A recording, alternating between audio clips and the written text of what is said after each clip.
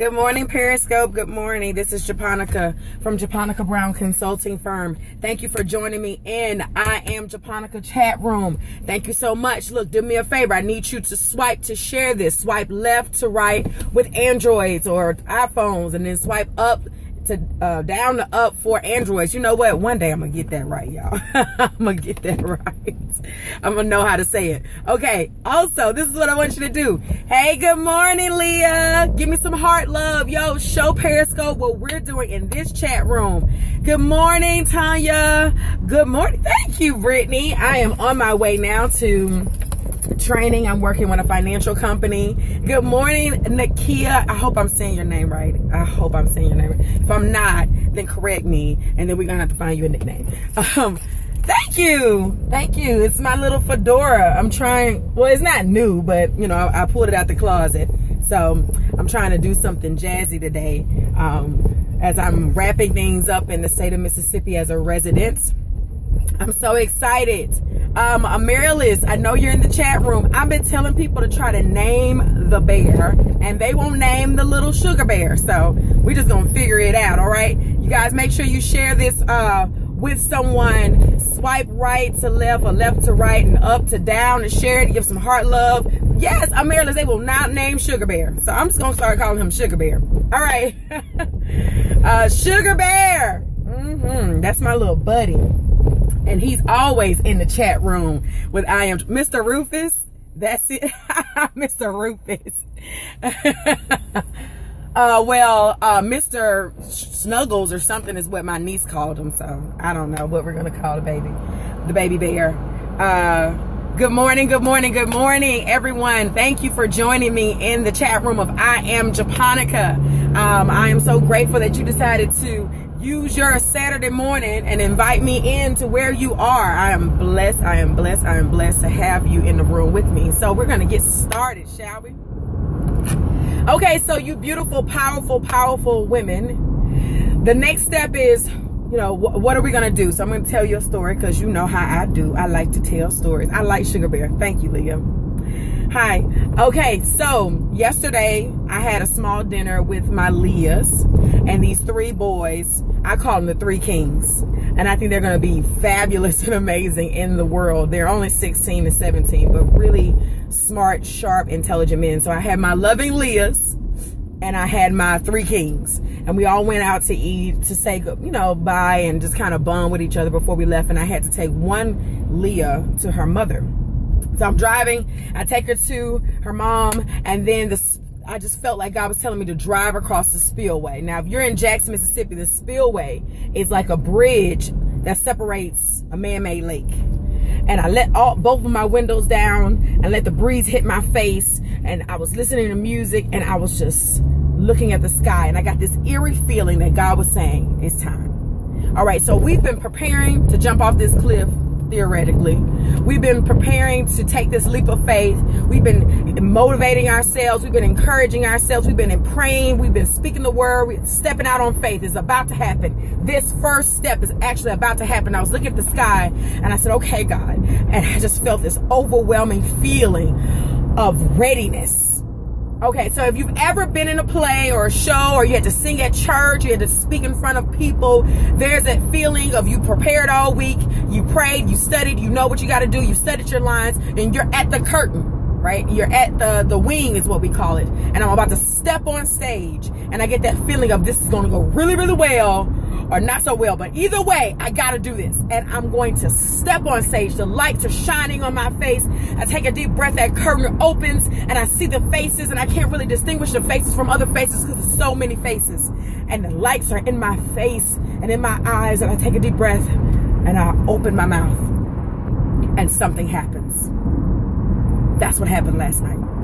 I'm driving, and I'm looking at the sky, and I'm thinking, okay, God, this is about to happen. Everything that I've been praying for, everything I've been preparing for, everything I've been seeking you for, everything I've been reading my word for, every situation and bad relationship and heartbreak and failure at my job or failures in my career, every setback, every sleepless night, every crying spell, everything was about to be in fruition. And I just felt. And as I was driving across the spillway, I'm listening to the music, I'm feeling the wind in my face, and I'm thinking, this is the beginning of everything. Good morning, Angie. This is the beginning of everything. So I turn around, I come back over the spillway, and the craziest, weirdest, eeriest thing happened. I looked up at the sky, and there was one cloud. I'm not lying to you guys. It blew me, and as much as I encourages you, it really blew me. I was like, yo, bruh. It was a cloud, and it looked like a cliff, and it was just one. And there were 3 stars above the cloud. And I said, God, I'm looking around, I'm kind of blown. I'm like, is that you? God, is that you? And I knew it was him. And I knew that was a sign. Everything that I had been preparing for was actually about to happen. And I was comforted in my spirit. I want to encourage you that you are at that very same place. You don't know it yet. But there's going to be a sign that's going to come very soon. And it's going to show you this is about to happen. Everything that I've been pushing you to do, everything I've been telling you to do, everything you've been preparing to do is actually about to happen right now, sister. Get ready. Take a deep breath. You're about to walk on that stage. That curtain is going to open. Those faces are going to be in the audience. Take a deep breath and open your mouth. Everything you prepared for is for this moment right here, right now. Don't be scared now. We didn't work too hard. Don't be scared now. We didn't come too far. Don't be scared now. You can't go back. You cannot go back. If you went back, you would suffer. You would lose your mind. You would destroy everything because it don't fit anymore. The shirts, the clothes, the people, the circumstances, the houses, the cars, the jobs, they don't fit. They don't fit. You can't even go back if you wanted to. I'm trying to tell you what I know. That I feel more comfortable and more free stepping out on faith and staying in my current situation. Because if I stayed in my current situation, I would lose my mind. You are outgrown your area. You've outgrown it. You are going to suffer if you do not step forward. And nobody is going to be hurt like you're going to be hurt. You think you're doing the right thing by just getting along, going along and getting along. You think you're doing the right thing by just staying in your comfort zone. You are going to suffocate yourself. You're going to suffocate yourself. Okay. Have you ever put on a pair of shoes that was real cute, but you knew they was too small? My friend girl used to say, if you get an open-toe sandal, you get 2 inches. The devil is a liar.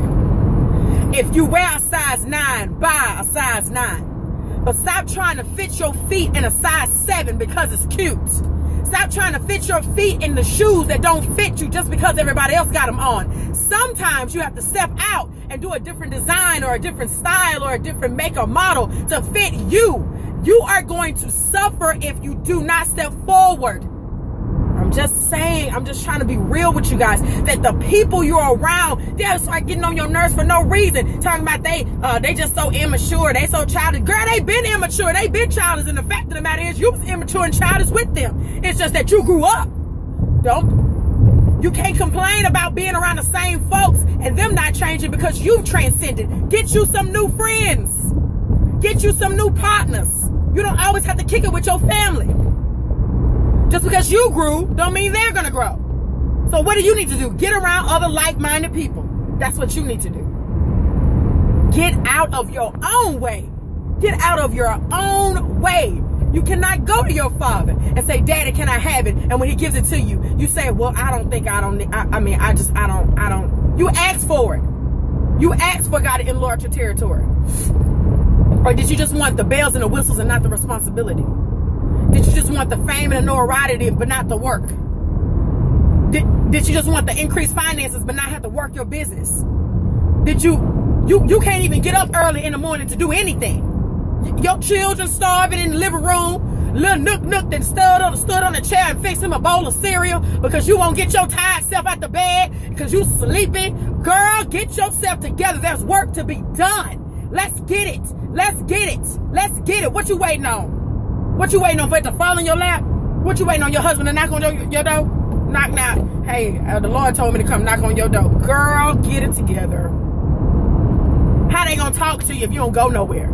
How they gonna talk to you if you don't smile? How you gonna talk to you if you don't just strike up conversation sometimes? You gotta look approachable. I be in the grocery store like this. I don't care. At the frozen food aisle, buying broccoli. Hey, how you doing? I'ma speak. For what? Why? Why not? Why not? I didn't say, hey, how you doing? I'm single. My credit score is 725. I ain't got no kid. I didn't do that. I'm not telling you to do that. But I'm telling you to look approachable, look nice. Some folks say Christians are some of the meanest people. Some of the meanest people. We sit down, we look at people like we got our stomach hurt. Just. And you think that man want to talk to you? No, ma'am. No, ma'am. You're going to have to be approachable. You're going to have to get out of your comfort zone. Things are just not going to fall into your lap, okay? To whom is given much is much is required. And I think I paraphrase that scripture, but what it's basically saying is that if I give you something, and if I bless you with something, you're going to have to do something too, honey. You're going to have to get some work done. And let me tell you why God got so cool with it, yo, bro. Like, he just really blows my mind, because everything that he's taking you through is really just preparing you for where you're about to go. And I know a lot of people say that, slick preachers say that so smooth and eloquent in the transitional phase of their preaching sermon, but it's really the truth, because every person I met, everything I went through was preparing me for what I'm about to do right now. So, all right, I'm working with a company, and basically I go on tour all throughout the year, as many days as I want to do, travel across the country doing speaking engagements. And they said, well, basically, we're going to give you the information. You read the information, you know the information, and then you teach the information. I said, kind of like what I've been doing for 5 years as a school teacher. I get my lesson plan, I read my lesson plan, I teach my lesson plan. Everything you've been doing at your current job is supposed to be preparing you for your own business. You can't be wealthy making money for somebody else. You can't be rich making somebody else wealthy. You got to take those own skill sets that you're doing at your job and start applying them to your own personal business. Don't quit your job. Create you an exit plan. But I need y'all to get it together. I need you to step it up. I need you to step it up. I need you to get it together. I need you to be so hungry. I need you to be more fearful of not trying than fearful of trying. I need that to be a constant thing in your head. I need you to be so uncomfortable with your current situation that you have to change it. You have to change it. Okay. So I'm going to tell you this, and I'm going to, transition to a new place. I was on the phone with my friend girl, and I was telling her about my celibate walk. And I said, I went on a date recently, and I told the guy, well, he asked me about sex before marriage, and I told him, I said, I'm celibate, and I'm going to tell you why. I said, because I've done it my way so many times and I've failed, and I'm so sick of doing it my way. That's the only time change is going to happen, is when I'm tired of me. And I just strongly believe if I do it God's way, he's going to bless me.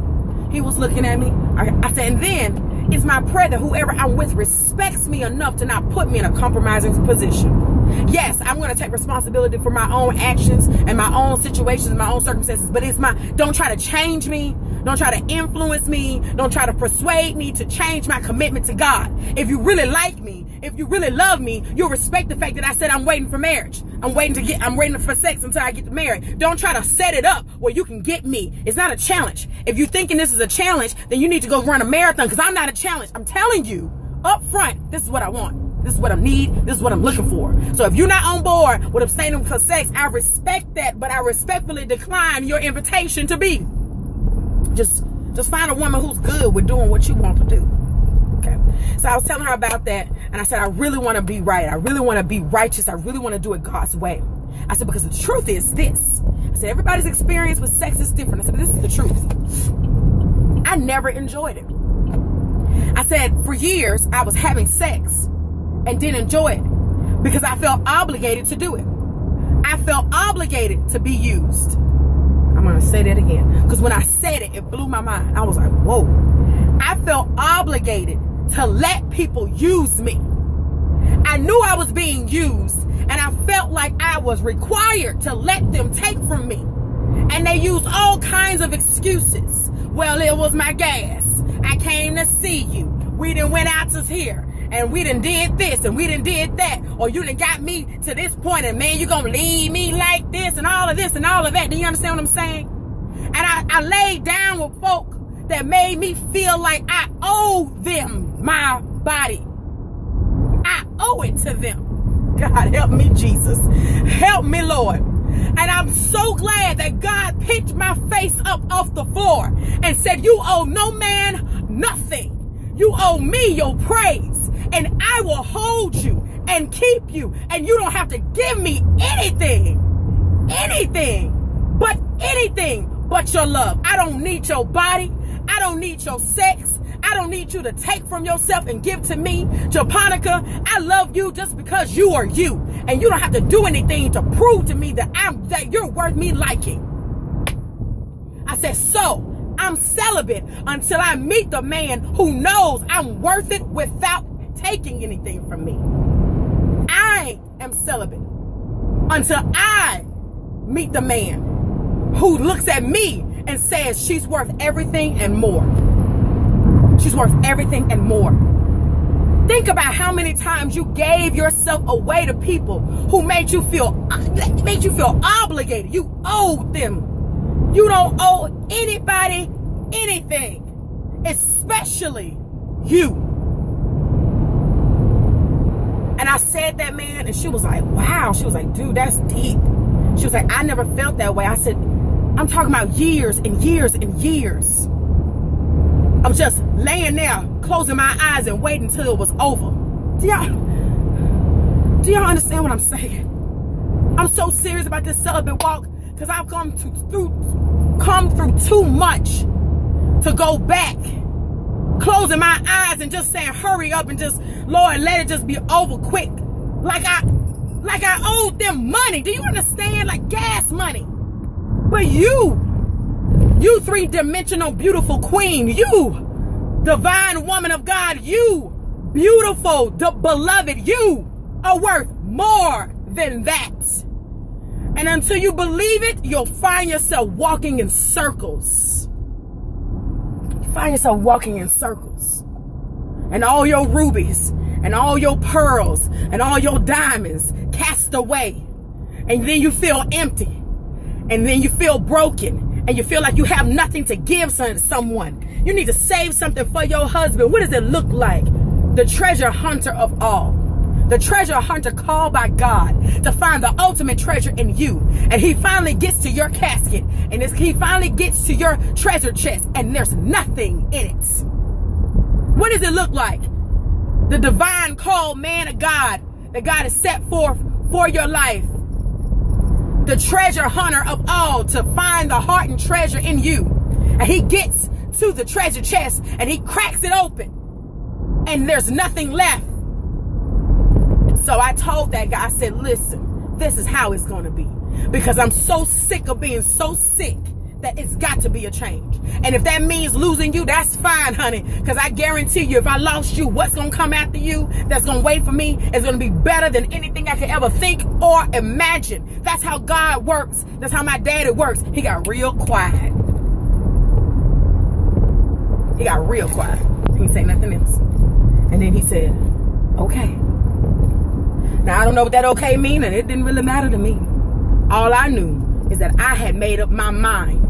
Today, my current state, my current situation, what I've been doing is going to change. It has to change. I have to change. My friends going to change. My job has to change. My living conditions has to change. My expectations have to change. My finances have to change. The way I raise my children have to change. The way I worship and seek God's face has to change. The way I date and wait on my husband has to change. The way I eat, the way I exercise, the way I take care of my body, it has to change, because the life that I want is better than the life that I currently have, and the person I want to be is better than who I am today. So if I want to be that woman, I got to change. I got to change. I got to change. Some things got to be different, y'all. You got to change some things. You want wealth, you got to change your finances. You want to be healthy, you got to change your eating habits and your working out regimen. You want a better man, you want a man that's going to bless you and keep you and pray for you, you have to change. You have to change. So it's my prayer today that I encourage you to get yourself up. Start working hard. Get yourself together. Get yourself together, woman of God. Get up early in the morning. Why I need to get up early in the morning? Because there's things to do. What you sleeping for? You should not be in the bed past 7. Come on, let's get together. Let's do some things. We got some work to do. We got some work to do. You need to be in the bed at a certain time of night. What you sitting there watching TV for? Turn the TV off. I'm cutting my cable off. Why? For what? Because while I'm sitting there watching TV, I could be doing something to make me better. You got to get so hungry that you got to make some changes, y'all. Start eating zucchini and spinach and salads. Make some changes. Drink some water, baby. Put the sodas down. Drink some water. Make some changes. Go walking. Walking around. Go walking in the park and exercise. Make some changes. Stop answering the phone. You know that friend that ain't got nothing to talk about but some mess. Hang up the phone. Make some changes. Get involved in your church. Make some changes. Start reading your word. Make some changes. Become a leader. Make some changes. Start doing the homework with your children. Make some changes. Read a book to your baby every single night. Make some changes. You need to read a book with your baby. Because reading, they're testing reading in the 3rd grade to determine how many prisons to build. Make some changes. Do you understand? It's time to make some changes. Don't wait till tomorrow. Why? For what? Well, I'm going to start on Monday. Why? What's special about Monday? Monday ain't nothing special. It's just come after Sunday. Make some changes today. What can you do today? What can you do today? And start doing it tomorrow. And then the next day. Make some changes. Let's step up and be the women that we thought we wanted to be. And when we get there, we'll realize if we really wanted to be there. I love y'all. I love y'all, man. I love y'all. I love you more than you actually really know. I look forward to seeing your beautiful faces and reading your comments. And I love you so hard, so passionately. And I am here for you in any way I possibly can be. Don't think that I'm here and you're here. Baby, we right here. You single, me too. You whole not, me too. You trying to change your life for the better, me too. We right here together. So let's be better women together. For our community, for our families, for our children, for this world together. I love you guys. Thank you so much for tuning in. I gotta go. Thank you for tuning in to this. I am Japonica. Don't forget to follow me on Instagram, YouTube, Facebook, Periscope. I am Japonica. I'm on Twitter at @amjaponica. Thank you so much. If you need anything, a facilitator, a workshop leader, a conference speaker, don't forget to contact me. I pray that God puts me on your mind. Email me at japonicabrownconsultingfirm@outlook.com. Thank you so much. Pray for me because I'm praying for y'all. All right. Have an amazing day and make some changes today. All right. All right. Bye-bye.